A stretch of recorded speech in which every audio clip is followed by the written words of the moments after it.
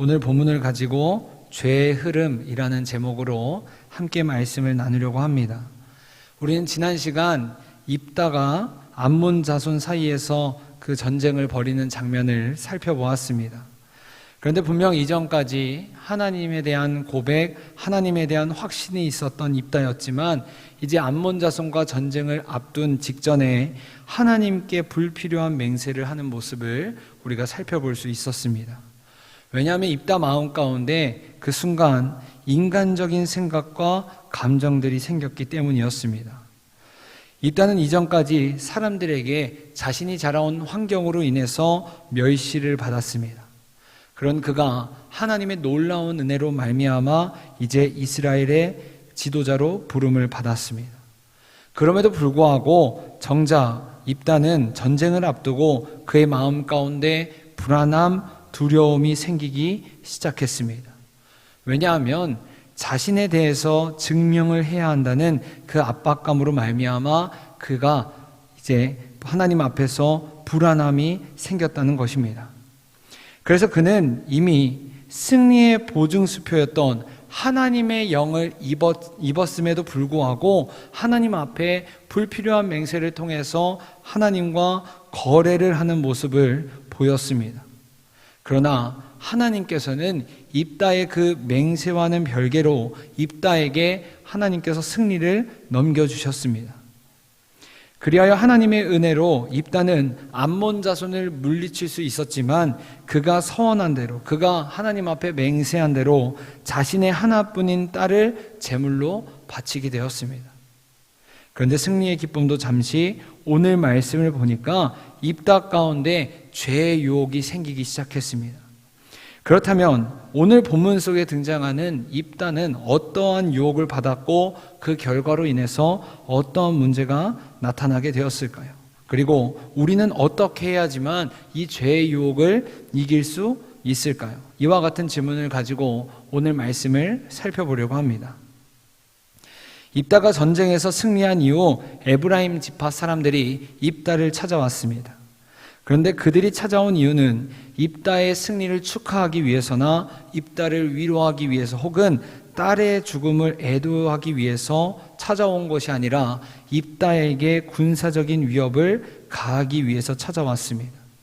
왜냐하면 당시 에브라임 지파는 승리의 공로를 독차지한 입다를 질투했기 때문입니다. 그래서 그들은 입다에게 오늘 본문 1절을 통해 말하는 바와 같이 자신들이 반드시 입다와 그의 집을 불사르겠다라고 협박했습니다. 분명 하나님께서는 기뻐하는 자와 함께 기뻐하고 우는 자와 함께 울라라고 말씀하셨음에도 불구하고 같은 민족이었던 에브라임 지파는 하나님 앞에서 자신들이 승리의 주인공이 되지 못한 그 분한 마음을 가지고 입다에게 찾아와서 언어적인 폭력을 가했습니다.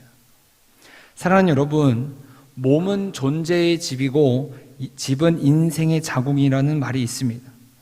그런 몸과 집을 태운다는 것은 곧 입다와 그의 삶, 나아가서 그가 속한 공동체를 완전히 괴멸시키겠다는 잔인한 말입니다. 그런데 에브라임 지파가 이와 같이 행동한 것은 이번이 처음이 아니었습니다. 우리가 전에도 살펴보았듯이 과거 기드온이 미디안과의 전쟁에서 이겼을 때도 이들은 기드온을 찾아갔습니다.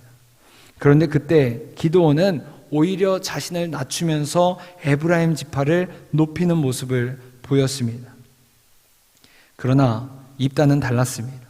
오늘 보면 4절을 보면 입다는 자신의 입장에서 에브라임의 주장은 사실이 아니라고 오히려 자신들이 어려웠을 때 에브라임 지파에게 도와달라고 했지만 오히려 이 에브라임 지파는 자신들을 외면하고 모른 척했다고 따지고 있습니다. 우리 잠언 17장 17절의 말씀을 우리 다 함께 읽도록 하겠습니다. 시작. 친구는 사랑이 끊어지지 아니하고 형제는 위급한 때를 위하여 낳느니라. 아멘. 분명 하나님께서는 형제의 어려움을 모른 척하지 말라고 말씀하셨음에도 불구하고 에브라임 지파는 지금 입다와 그 공동체를 외면했습니다. 그리고 이후 입다는 자신과 공동체를 지키기 위해서 에브라임과 전쟁을 했고 오늘 본문에 나타나듯이 승리를 거두었습니다. 그런데 일단은 여기서 그치지 않고 도망가는 에브라임 지파를 완전히 죽이려는 계획을 세우게 됩니다. 하나님의 사사였고 공동체의 리더였던 입다는 자신의 그 상한 마음을 가지고 상한 감정을 가지고 넘어야 말아야 할 그 선을 넘게 된 것이었습니다. 우리 잠언 16장 32절을 다 함께 읽도록 하겠습니다. 시작. 노하기를 더디하는 자는 용사보다 낫고 자기의 마음을 다스리는 자는 성을 빼앗는 자보다 나으니라. 아멘. 이처럼 입다는 자신의 마음을 다스리는 일에 실패하고 말았습니다. 사랑하는 여러분, 죄라는 것은요, 처음부터 크게 다가오지 않습니다. 처음에는 굉장히 작게 시작합니다. 그러다 그것이 익숙해지면 점점점 그 크기가 커지고 우리 마음 가운데 대담함으로 다가오게 되는 것입니다. 오늘 우리가 살펴보는 입다 역시 상한 감정이라는 자신 안에 있는 작은 감정부터 시작했습니다. 그리고 그것을 통해 남의 생명을 마음대로 빼앗고 그 상대방에게 폭력을 휘두르는 죄까지 범하게 되었습니다. 그러나 더 안타까운 것은 7절에서 입다가 이제 하나님의 부르심을 받을 때까지 이 부분을 가지고 하나님 앞에서 입다가 뉘우치거나 회개했거나 고백했다라는 말이 등장하지 않는다는 것입니다. 그리고 성경은 이어서 입다 이후에 하나님의 부름을 받은 사사 3명을 언급하고 있습니다. 그런데 문제는 입다로부터 시작된 그 죄의 여파가 그 후대에까지 이어지는 것을 우리가 살펴볼 수 있습니다.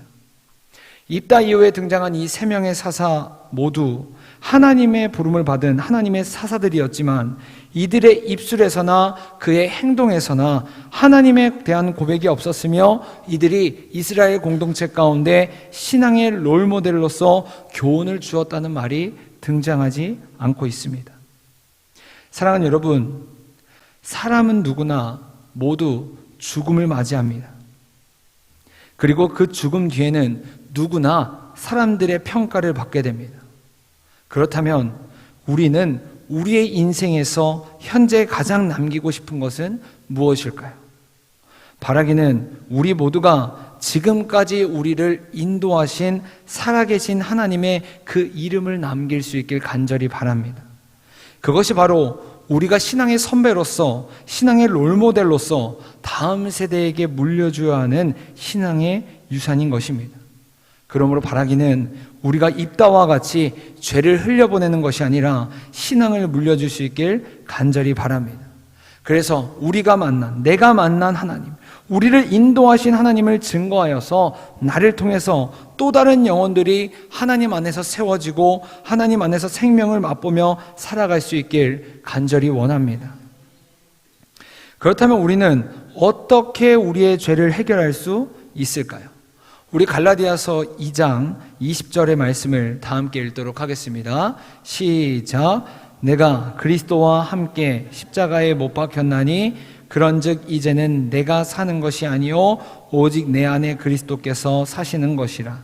이제 내가 육체 가운데 사는 것은 나를 사랑하사 나를 위하여 자기 자신을 버리신 하나님의 아들을 믿는 믿음 안에서 사는 것이라.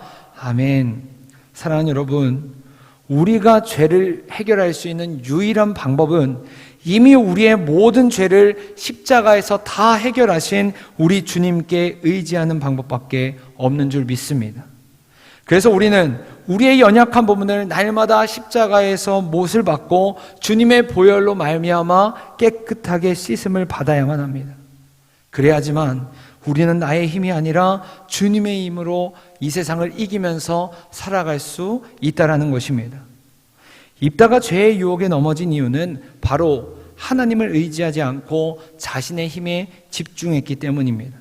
그러나 성경이 우리에게 분명하게 말하고 있는 것은 우리 모두가 죄인이며 우리 스스로는 절대로 하나님의 영광에 이르지 못한다는 것입니다.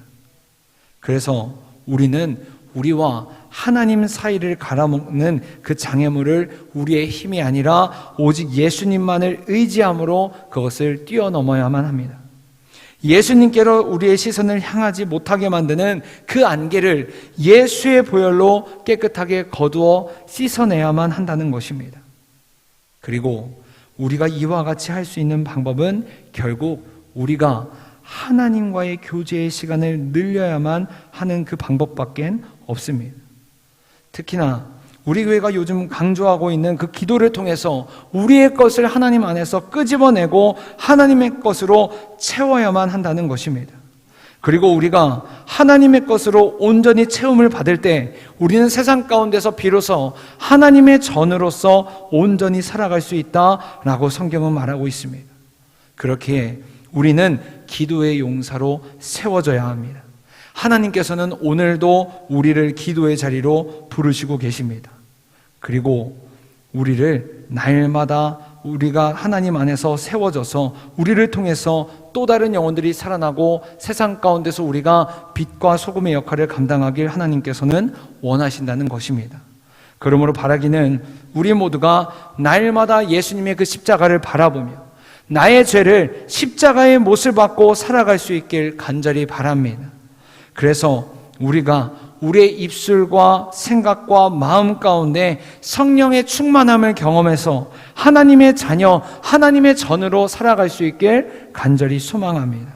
그리하여서 오늘 하루도 우리의 각자의 자리에서 우리의 힘으로 살아가는 것이 아니라 오직 주님의 힘으로 살아가는 우리 모두가 될 수 있길 간절히 소망합니다.